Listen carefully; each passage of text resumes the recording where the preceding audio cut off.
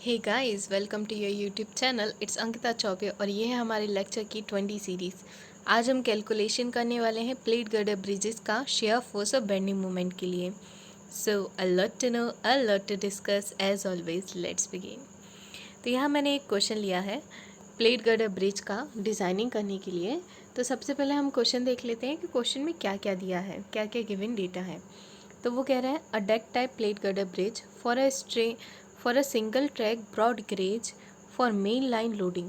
हमें क्या देखना है, उसने क्या दिया है, मेन लाइन लोडिंग का हमें यहाँ पर डिटेलिंग दिया है। तो आज हम डिज़ाइन करने वाले हैं मेन लाइन को। तो चलिए देखते हैं कैसे डिज़ाइनिंग करनी है। तो सबसे पहले हम देख लेते हैं क्या क्या गिवन है। इसने इफ़ेक्टिव स्पान दिया है। इफ़ेक्टिव स्पान मतलब लेंथ बता दी है कि हमारे जो प्लेट गर्डर ब्रिज है इसकी लेंथ है 24 मीटर। नेक्स्ट वो कह रहा है spacing of plate girder bridge. जो भी प्लेट गर्डर ब्रिज है इसकी स्पेसिंग मतलब ये वाली प्लेट और ये वाली प्लेट के बीच का जो स्पेस है ये कितना है, ये बता रहा है। ये है 1.9 centre to centre, 1.9 metre centre to centre. Next कह रहा है weight of stock rail. Stock rail और गर्ड रेल, स्टॉक रेल और गर्ड रेल दोनों हमने कल देख लिए थे। यहाँ स्टॉक रेल कौन सा वाला है डियर, ये वाला, ये जो आपका आउटर मोस्ट है ये कौन सा है, ये है स्टॉक रेल, ये स्टॉक रेल है। और ये जो इनर पोर्शन है इसको हम क्या कहते हैं, गर्ड रेल कहते हैं। तो स्टॉक रेल है कौन सा वाला, आउटर मोस्ट पोर्शन, गर्ड रेल है जो इनर मोस्ट पोर्शन है।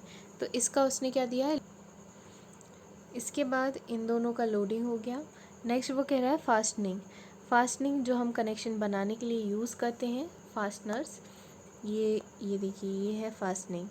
ये जो आप कनेक्शन बनाने के लिए जो आप फास्टनर्स यूज़ करते हैं उसी को हम क्या कह रहे हैं, फास्टनिंग्स कह रहे हैं। इसका भी वेट उसने ऑलरेडी कैलकुलेटेड दे दिया, आपको कैलकुलेट करने का ज़रूरत नहीं है। नेक्स्ट और क्या दिया है इसने, डेंसिटी ऑफ टिम्बर। जो आप यहाँ पे स्लीपर्स यूज़ कर रहे हैं, ये जो आप यहाँ पे स्लीपर्स यूज़ करेंगे तो वो काहे के स्लीपर्स यूज़ करना है, टिम्बर के, जिसकी डेंसिटी 7.4 है। अगर वो डेंसिटी, अगर वो कहता है कि आरसीसी के स्लीपर यूज़ करिए तो आरसीसी की डेंसिटी कितनी हो जाएगी, 24 किलो न्यूटन पर मीटर क्यूब या 25, दोनों में से कोई भी आप एक वैल्यू ले सकते हैं। अब ये कह रहा है कि हमें जो डिज़ाइनिंग करनी है वो किसके अकॉर्डिंग करनी है, IRC 24 पार्ट 5 के अकॉर्डिंग करनी है। इस बार मैंने UDL का टेबल भी इसी में इंक्लूड कर दिया क्योंकि बहुत सारे लोगों को प्रॉब्लम जा रहा था, बार बार मुझसे पूछ रहे थे कि मैम UDL का टेबल कैसे आएगा, डिज़ाइनिंग के लिए बहुत इंपॉर्टेंट है क्योंकि वो, तो इसलिए मैंने इसी वीडियो में उसको ऐड कर दिया है जिसमें आप लोगों को प्रॉब्लम ना हो। अब देखिए यहाँ पे जो सबसे पहला कैलकुलेशन है वो कैलकुलेशन होता है डेड लोड का। तो सबसे पहले हम क्या कैलकुलेट करने वाले हैं, सबसे पहले हम कैलकुलेट करने वाले हैं डेड लोड को। तो डेड लोड को कैलकुलेट करने के लिए जल्दी से हम कंपोनेंट्स देख लेते हैं कि कौन कौन से कंपोनेंट्स हैं जिसकी हमें डिज़ाइनिंग करनी है और जिसका हमें सेल वेट लेना है। देखो डेड लोड, डेड लोड मतलब दैट मीन्स, डेड लोड मतलब क्या होता है, डेड लोड का मतलब होता है कि वह सारा सेल्फ वेट, वो सारा सेल्फ वेट जो इस गर्डर के ऊपर आ रहा होगा, इस ब्रिज के ऊपर आ रहा होगा। तो कौन कौन सा लोड आ रहा होगा डियर इसके ऊपर। सबसे पहला तो अगर हम देखें इसका टॉप व्यू, चलिए हम डायग्राम की तरफ चलते हैं, डायग्राम में देखते हैं। तो अगर आप, ये मैंने डायग्राम बनाया है, ये देखिए ये मैंने डायग्राम बनाया है। तो यहाँ पे हम देखेंगे कि कौन कौन सा लोड आ रहा है। तो अगर हम डायग्राम देखें तो डायग्राम में हमें कौन कौन सा लोड दिख रहा है डियर, एक तो हमें दिखेगा मेन गर्डर का, ये मेन रेल है। तो पहला जो आपका लोड हो जाएगा वो लोड किसके कारण हो जाएगा, मेन रेल के कारण। तो ये हो गया आपका फर्स्ट लोड, ठीक है। नेक्स्ट आपका गर्ड रेल है, तो मेन रेल का लोड, गर्ड गर्ड रेल का लोड, दोनों का लोड आ जाएगा, है ना। तो इसका IRC के ब्रॉड गेज के हिसाब से हम इसका लोडिंग कैलकुलेट कर सकते हैं। कैसे कैलकुलेट कर सकते हैं इसका लोड, देखिए इससे प्रीवियस वाले चैप्टर में लेक्चर में मैंने बताया था कि ब्रॉड गेज या मीटर गेज हो, तो हम अभी यूज़ कर रहे हैं broad gauge. Broad gauge main line, मतलब कि ये क्या है, सेल्फ वेट है किसका, स्टॉक रेल का। कैसे निकालेंगे, 0.78 एल से, एल क्या है, इफेक्टिव लेंथ है, ठीक है। इसके बाद ब्रांच रेल मतलब कि गर्ड रेल का वेट कैसे निकाल सकते हैं हम, 0.87 एल, एल क्या है यहाँ पे, वही इफेक्टिव लेंथ है। तो यहाँ, ठीक है, जो ऑलरेडी गिवन है हमारे क्वेश्चन में। नेक्स्ट हम स्लीपर्स का वेट निकालेंगे पर मीटर, 1 मीटर के लिए कितना स्लीपर्स है, पहले नंबर ऑफ़ स्लीपर्स निकालेंगे, इसको डेंसिटी से इंटू करके हम क्या निकाल लेंगे, वेट निकाल लेंगे स्लीपर्स का, ठीक है। तो चलिए हम जल्दी से इसको डिज़ाइन करते हैं और यहाँ पे देखते हैं कि कैसे हमने कैलकुलेशन करा है। तो सबसे पहले हमने मेन रेल का कैलकुलेशन करना है। तो self weight of main rail, देखिए ट्रैक क्या होता है ये भी हम एक बार समझ लेते हैं कि ट्रैक किसे कह रहे हैं। ये जो आपका दोनों मेन रेल और गर्ड रेल, अगर आप मेन रेल और गर्ड रेल को दोनों को एक साथ बोलोगे क्या, ट्रैक, इन दोनों को एक साथ हम क्या बोलते हैं, ट्रैक बोलते हैं, ठीक है। तो ट्रैक में कितने रेल होते हैं, ट्रैक में 2 रेल होते हैं। कौन कौन से रेल होते हैं, एक होता है मेन रेल और दूसरा होता है गर्ड रेल, 2 रेल होते हैं, ठीक है। तो इसलिए हम जब यहाँ पे हमें क्या दिया है, मेन रेल की बात कर रहे हैं, यहाँ पे हम क्या बात कर रहे हैं, मेन रेल की, ठीक है। तो मेन रेल की जब हम बात करेंगे तो हम सेल्फ वेट लेंगे 2 मेन रेल का, कितनी मेन रेल का सेल्फ वेट लेंगे, 2 मेन रेल का सेल्फ वेट लेंगे, मतलब 2 हमने क्या बनाने हैं, ट्रैक बनाने हैं। इसी के बाद क्या करेंगे, सेल्फ वेट ऑफ गर्ड रेल ले लेंगे। तो सेल्फ वेट ऑफ गर्ड रेल भी क्या हो जाएगा, फॉर 2 गर्डर्स, 2 गर्डर्स के लिए, ये यहाँ पे ऑलरेडी गिवन है, ये देखिए ये क्वेश्चन में ही दिया हुआ है आपका, ये यहाँ पे वेट ऑफ स्टॉक रेल और मेन रेल, अगर नहीं दिया होता तो वो जो हमने आगे जो फॉर्मूला देखा था 0.78 एल, वहाँ से निकाल लेते, ठीक है। तो यहाँ पे दिया हुआ है इसलिए हमें ज़रूरत नहीं है निकालने की। तो इसके बाद हम क्या निकालेंगे, फास्टनर का वेट, ये भी गिवन है, तो सबको किलो न्यूटन में कन्वर्ट करना है। और याद रखना है कि सेल वेट ऑफ जो भी आपका मेन रेल होगा और गर्ड रेल होगा, उन्हीं को अकेले को इंटू करना है 2 से। नेक्स्ट हम देखेंगे सेल वेट ऑफ स्लीपर, हमें स्लीपर निकालना है पर मीटर ट्रैक के लिए, मतलब कि एक ट्रैक में अगर हम 1 मीटर ट्रैक की बात करें तो उसमें कितने स्लीपर आएंगे। तो सबसे पहले क्या कैलकुलेट करना होगा, नंबर ऑफ़ स्लीपर्स।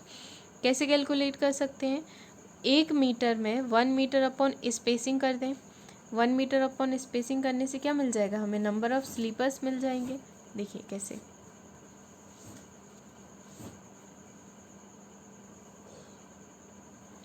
यहाँ पे इसमें क्वेश्चन में दिया था, क्वेश्चन में क्या दिया था, क्वेश्चन में गिवन है कि जो आपका स्लीपर्स है, ये स्लीपर्स का क्या दिया है इनने, डिस्टेंस दिया है, मतलब कि एक स्लीपर से दूसरे स्लीपर का सेंटर टू सेंटर डिस्टेंस कितना है, 0.4 मीटर है।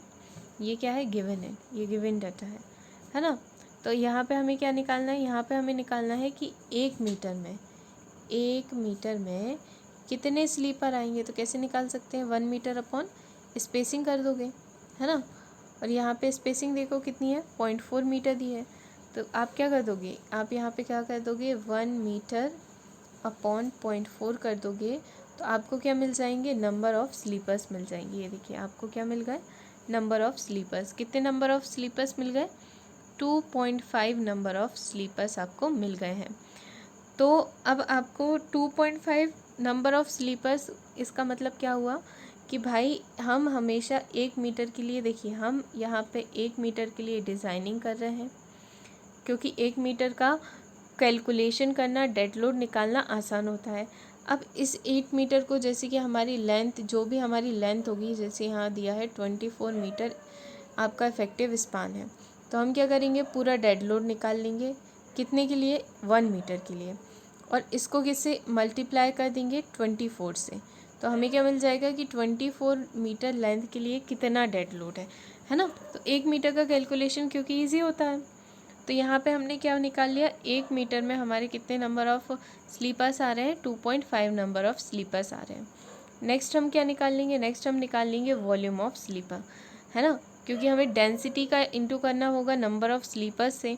तो डेंसिटी निकालने के लिए क्या करेंगे, वॉल्यूम इंटू जो भी स्लीपर का गामा है, तो उससे हमें सेल वेट मिल जाएगा। तो सबसे पहले हम वॉल्यूम निकाल लेते हैं। वॉल्यूम कैसे निकालेंगे, length into breadth into height से, है ना। जो आपका स्लीपर है, देखिए अगर हम स्लीपर बनाए तो स्लीपर किस तरीके से दिखेगा, ये आपका स्लीपर है ना, ये आपका क्या है, स्लीपर है।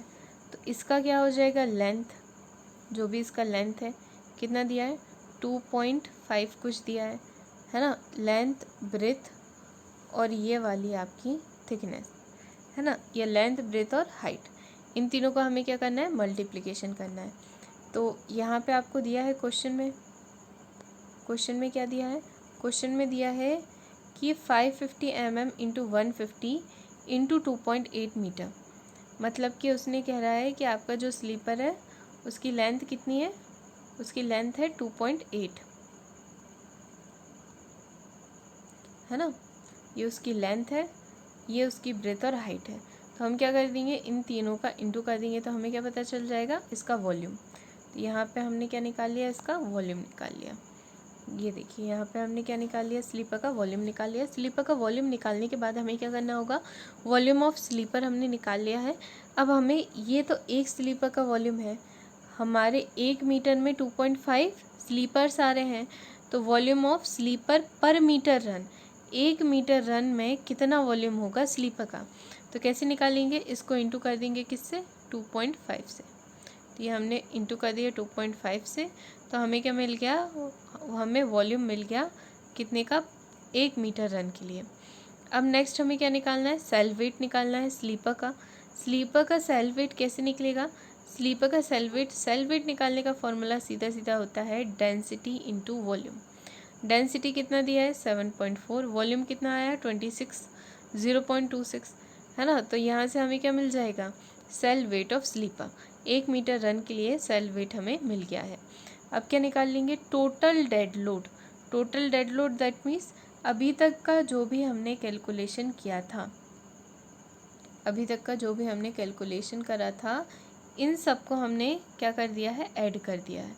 तो हमें कितना मिल गया, 3.58 किलो न्यूटन पर मीटर ट्रैक। ये हमें क्या निकल आया, सेल वेट निकल आया हमारे किसका, जो भी हमारे कंपोनेंट्स आ रहे हैं उनका, ठीक है। तो हमने सेल वेट निकाल लिया, मतलब डेड लोड हमने निकाल लिया है। इसके बाद देखिए यहाँ पे जो आपका गर्डर है, self weight of girder for broad gauge. Broad gauge के लिए जो सेल वेट रहता है गर्डर का, ये कितना रहता है, 0.78 L रहता है ना। तो हम यहाँ से क्या निकाल लेंगे, हम यहाँ से निकाल लेंगे self weight of broad gauge girder, ठीक है।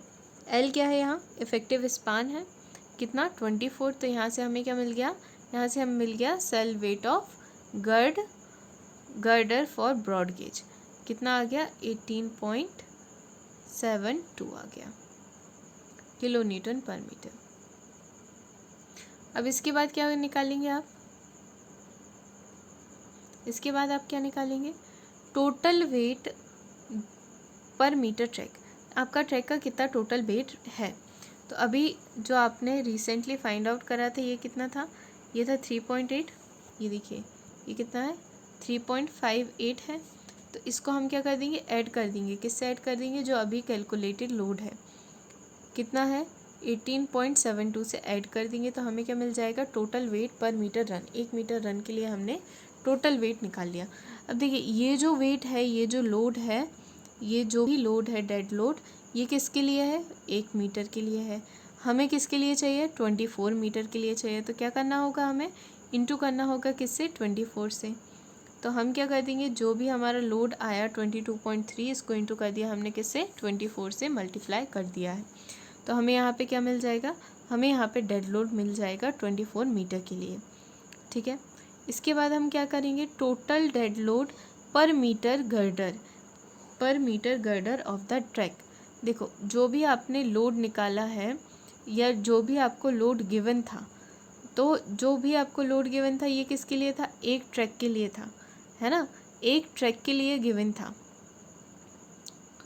जो भी आपको यहाँ पे, ये जो आपको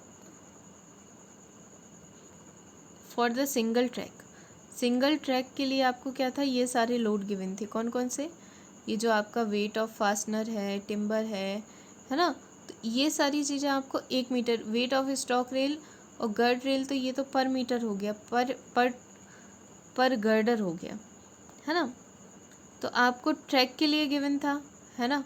और यहाँ पे हम क्या निकाल रहे हैं, यहाँ पे अगर आप पर ट्रैक निकालना चाहो, एक ट्रैक में एक मेन रेल होता है और एक गर्ड रेल होता है। अभी तक हमने कैलकुलेशन किसके लिए करा है, 2 के लिए, 2 मेन रेल और 2 गर्ड रेल। तो हमें क्या चाहिए, हमें ट्रैक में एक मेन रेल और एक गर्ड रेल चाहिए। मतलब कि सीधा सीधा कहने का मतलब ये है कि जो भी आपका लोड आया उसको क्या करना है, आपको डिवाइडेड बाय 2 करना है। तो हम क्या कर देंगे, हम कर देंगे 5, जो आपका लोड आया है 535, इसको डिवाइड कर देंगे किससे, 2 से। तो हमें क्या मिल जाएगा, ईच ट्रैक पे कितना लोड आ रहा है, कितना आ रहा है, 267.6 किलोन्यूटन ईच ट्रैक पे आ रहा है, इतना लोड। ठीक है, इतना आ गया हमें समझ में। अब हम नेक्स्ट क्या करने वाले हैं, अब हम नेक्स्ट कैलकुलेट करने वाले हैं लाइव लोड को। नेक्स्ट कैलकुलेशन किसका रहेगा हमारा, नेक्स्ट कैलकुलेशन रहेगा लाइव लोड का। तो लाइव लोड के कैलकुलेशन के लिए हमें क्या चाहिए, यूडीएल की वैल्यू चाहिए। यूडीएल क्या है, इक्विवेलेंटली वेराइंग डिस्ट्रीब्यूटेड लोड, है ना। इसको मैंने इसके पहले वाले लेक्चर में एक्सप्लेन करा है, आप जा कर के देख सकते हैं। तो ये इसका बड़ा प्रॉब्लम हो रहा था कि मैम यूडीएल का वैल्यू नहीं मिल पा रहा है। तो यहाँ पे ये पूरा मैंने यहाँ पे वैल्यू दिया हुआ है, आप चाहें तो मैं 2 मिनट का टाइम दे रही हूँ, आप इसका स्क्रीनशॉट ले लीजिए, जिसमें आपको प्रॉब्लम ना हो आगे कैलकुलेशन करने के लिए। तो आप इसका स्क्रीनशॉट लेकर के रख लें, जिसमें आप इसका कैलकुलेशन कर सकें। ठीक है डियर। अब देखिए, हम यहाँ पे निकालने वाले हैं लाइव लोड। लाइव लोड मतलब जो लोड अपने टाइम के साथ अपनी पोजीशन को चेंज करे, उसी को हम कहते हैं लाइव लोड, है ना। तो यहाँ पे क्या हो रहा है, यहाँ पे हमारा ट्रेन चल रहा है ट्रैक के ऊपर, ये हमारा प्लेट गर्डर ब्रिज है, और इसके ऊपर क्या हो रहा है, ट्रेन मूव कर रहा है। तो ट्रेन क्या इम्पार्ट कर रहा है, ट्रेन इम्पार्ट कर रहा है लोड, किसके फॉर्म में, व्हील्स के फॉर्म में। तो हम यहाँ पे क्या मान लेते हैं, हम यहाँ पे मान लेते हैं आईआरसी इंडियन रेलवे कोड के हिसाब से कि ट्रेन जब जाता है हमारे ट्रैक के ऊपर से, तो वो एक यूनिफॉर्मली डिस्ट्रीब्यूटेड लोड को इम्पार्ट करता है, जिसके कारण हमारा कुछ बेंडिंग मोमेंट और शेयर फोर्स जनरेट होता है। तो ये बेंडिंग मोमेंट और शेयर फोर्स कहाँ दिया हुआ है डियर, ये बेंडिंग मोमेंट और शेयर फोर्स यहाँ टेबल में दिया हुआ है। ये देखिए, ये जो आपका फर्स्ट है, ये फर्स्ट वाला नंबर में क्या दिया है, आपका लेंथ दिया है पर मीटर में। ठीक है, इसके बाद आप क्या देख पा रहे हैं, ये देखिए यहाँ पे लिखा है टोटल बेंडिंग मोमेंट। यहाँ क्या दिया है, टोटल बेंडिंग मोमेंट कितना आ रहा है, कितनी लेंथ के लिए आ रहा है। सिमिलरली यहाँ पे दिया है टोटल शेयर फोर्स, है ना, जितना भी शेयर फोर्स आ रहा है लोडिंग के लिए। अब जैसे कि हम यहाँ पे क्या देख रहे थे, 24 मीटर के लिए देखना है, हमें 24 मीटर के लिए देखना है। मगर यहाँ पे एक चीज़ याद रखनी होगी कि आप सबसे पहले कैलकुलेट कर क्या रहे हो, उसी हिसाब से हम क्या करेंगे, हमारे टेबल में यूडीएल की वैल्यू देखेंगे। तो अभी जो मैं सबसे पहले कैलकुलेशन कर रही हूँ, वो मैं कैलकुलेशन करूँगी बेंडिंग मोमेंट का। तो मैं देखूँगी यूडीएल की वैल्यू बेंडिंग मोमेंट के लिए, है ना। तो हमें क्या चाहिए है, यूडीएल की वैल्यू के लिए सबसे पहले हमने पता कर लिया कि हमें बेंडिंग मोमेंट के लिए निकालना है। इसके बाद हम देखेंगे कि कितनी लेंथ के लिए निकालना है। तो मैं निकालना चाह रही हूँ 24 मीटर के लिए।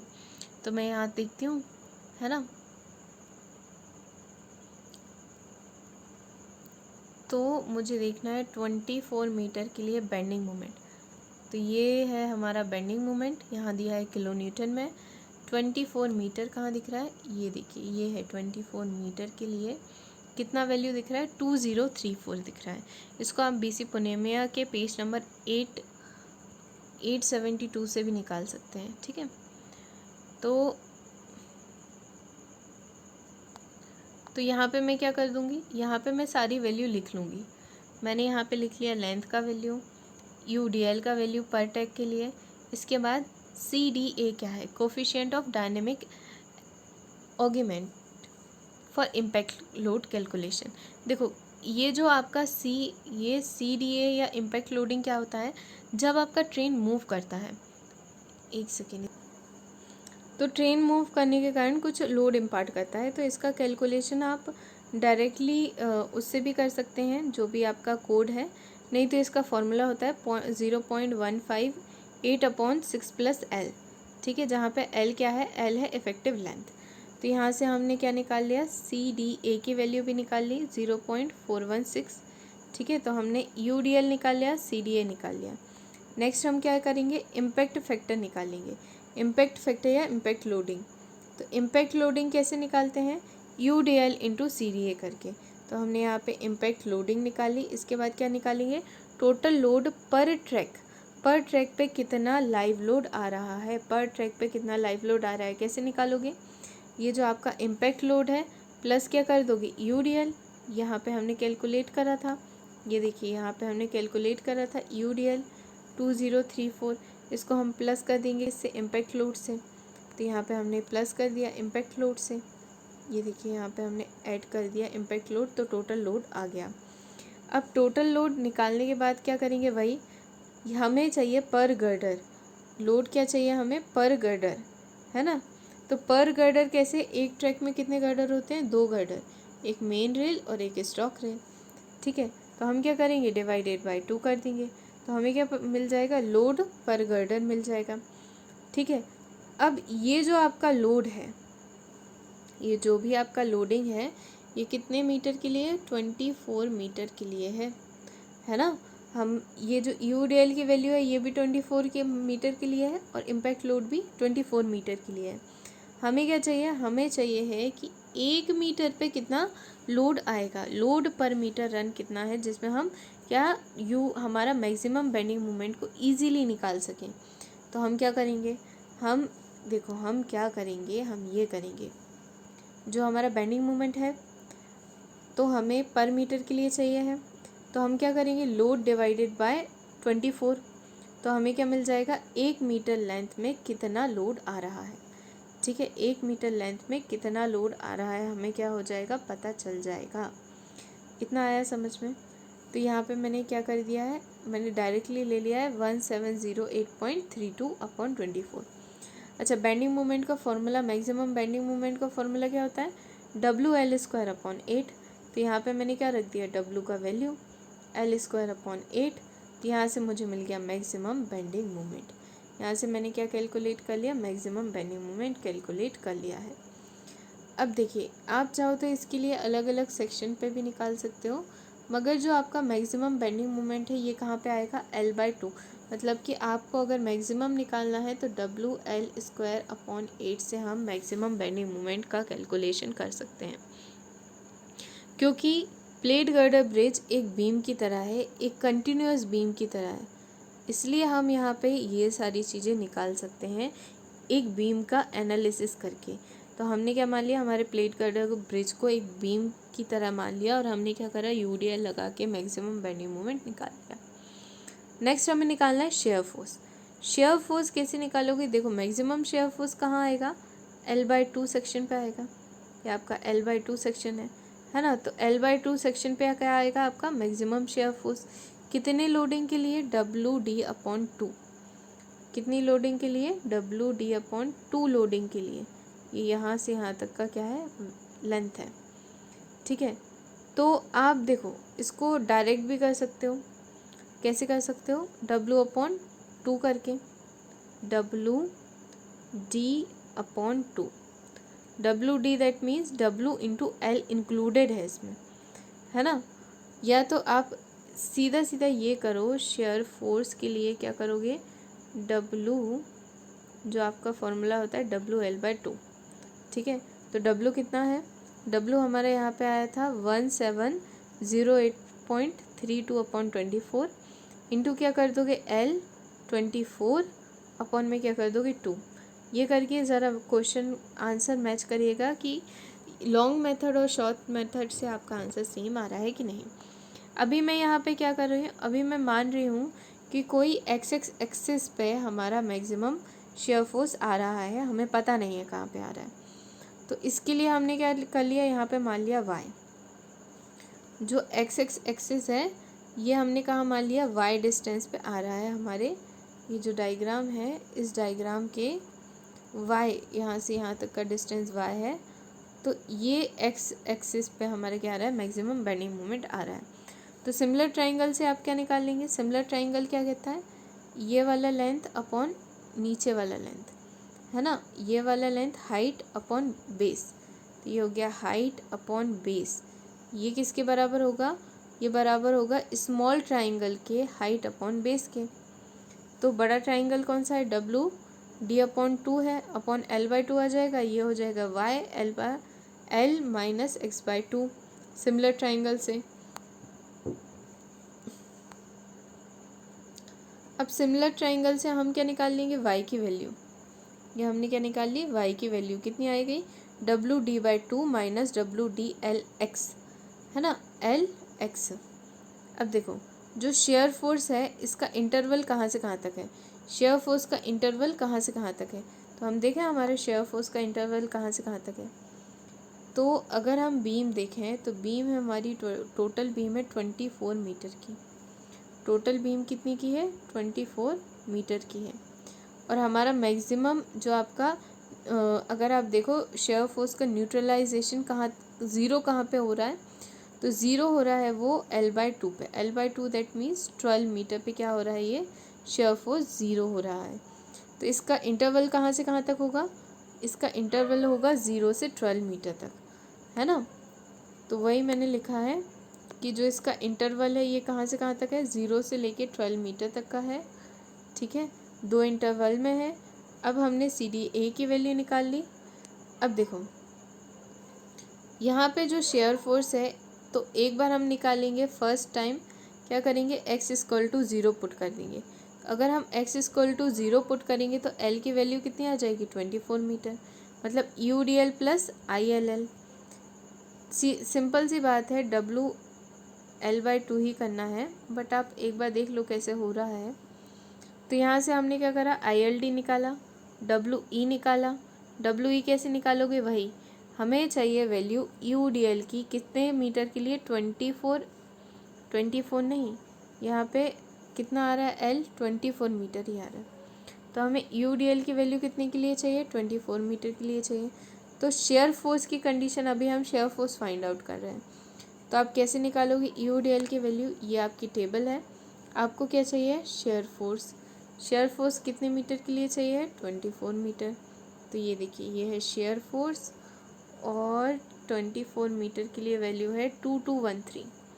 तो 24 मीटर के लिए कितनी वैल्यू है शेयर फोर्स की, 2213 है ना। तो हम यहाँ पे पुट कर देंगे हमारी वैल्यू UDL की, तो हमारा निकल आएगा WE, ठीक है। अब WE निकालने के बाद क्या करोगे, आप निकालोगे शेयर फोर्स। शेयर फोर्स कैसे निकालोगे, shear force due to live load, live load के कारण शेयर फोर्स हमने कैसे निकाला है, वही सेम WL/2 करा है, क्या करा है, WL/2, ये देखिए यहाँ WL/2 करा है। तो WL/2 से हमें क्या मिल गया, shear force due to live load. Similarly हम निकाल लेंगे shear force due to dead load, कैसे निकालोगे, वही सिमिलर WL क्या करोगे, WL/2 करोगे, तो आपको क्या मिल जाएगा, शेयर फोर्स मिल जाएगा। नेक्स्ट आप क्या निकालोगे, total shear force, live load और डेड लोड के कारण जो भी लोड आ रहा है उसको हम क्या कर लेंगे, ऐड कर लेंगे। बेंडिंग मोमेंट में भी यही करना है। तो कंक्लूजन ये निकला कि बेंडिंग मोमेंट निकालने के लिए मैक्सिमम बेंडिंग मोमेंट का फॉर्मूला निकालना है WL²/8, और शेयर फोर्स निकालने के लिए हमें क्या करना है, WL/2। और यहाँ पे W जब आप निकालो तो ये बात ज़रूर ध्यान रखना कि जब आप W फाइंड करोगे, जो भी आपका लोड आएगा उसको डिवाइड बाय 24 ज़रूर करना, तभी वो कितने मीटर के लिए आएगा, 1 मीटर के लिए, सिंगल मीटर के लिए तभी आएगा, ठीक है। तो यहाँ पे आप डेड लोड के लिए भी निकाल सकते हैं। डेड लोड के लिए कैसे निकलेगा मोमेंट, ये देखिए यहाँ पे हमने 24 मीटर के लिए निकाला है, तो डेड लोड के लिए भी क्या हो जाएगा, WL² अपॉन 8 हो जाएगा। तो यहाँ पे W की वैल्यू कितनी रखोगी डियर, 22.3 रखना है। ये जो WL²/8 करोगे तो यहाँ W की वैल्यू कितनी रखोगे, 22.3 रखोगे। L वही 24/8, तो आपको क्या मिल जाएगा, यहाँ से डेड लोड मिल जाएगा। यहाँ से आपको क्या मिल जाएगा, मोमेंट मिल जाएगा डेड लोड के लिए, है ना। यहाँ से क्या मिल जाएगा, मोमेंट मिल जाएगा डेड लोड के लिए। ठीक है, तो आप मुझे कमेंट सेक्शन में बताइए कि आपका मोमेंट के लिए डेड लोड कितना आएगा। ये आपके होमवर्क के लिए, आप कुछ वर्क करें, इसलिए मैंने इसको छोड़ करके रखा है आपके लिए। आई होप ये सेशन आपके लिए नॉलेजेबल रहा होगा। मेरे चैनल को लाइक करना, शेयर करना, सब्सक्राइब करना ना भूलें, क्योंकि आपका एक लाइक ही हमारा मोटिवेशन है। सो आप मुझे कमेंट सेक्शन में बता सकते हैं कि आपको नेक्स्ट वीडियो किसके ऊपर चाहिए। मैं कोशिश करूँगी कि अपकमिंग वीडियो में जल्द से जल्द लाऊँ बाकी सारी डिज़ाइनों के। इसी के साथ मैं पैरेलली और भी बहुत सारे वीडियोज़ लाने वाली हूँ। तो मेरे चैनल को